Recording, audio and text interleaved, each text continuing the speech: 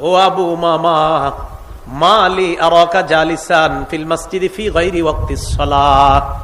আবু উমামা, নামাজের সময় ছাড়া এই সময় তুমি অটাইমে কেন মসজিদের মধ্যে বসা? এটা তো নামাজের সময় না, এখন মসজিদে কেন আসছো? এর মানে আমার নবীর সাহাবারা বিপদ আপদে পড়লে, পেরেশানিতে পড়লে মসজিদে দৌড়ায় যাইতেন। কোথায় যাইতেন?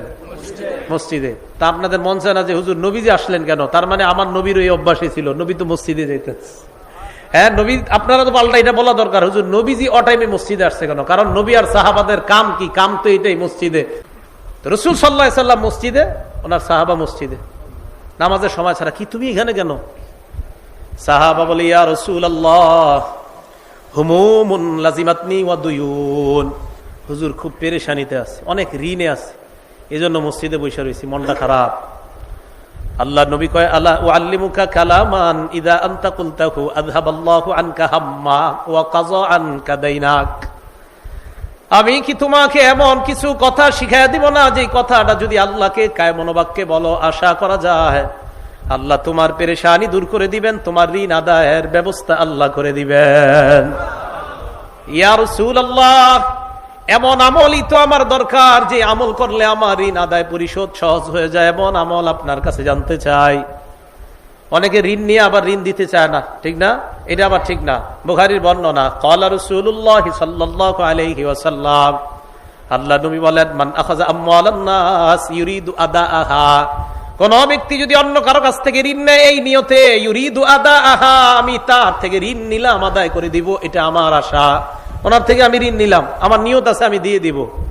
নবীজি বলেন, আদাল্লাহু আনহু, এই যে আমি ওনার থেকে ঋণ নিলাম, আমার আশা যেই কোনো মূল্যে আমি তার ঋণ পরিশোধ করব। আল্লাহ নবী বলেন, আল্লাহ যেই কোনো মূল্যে তোমাকে ঋণ আদায়ের ব্যবস্থা করে দিবেন।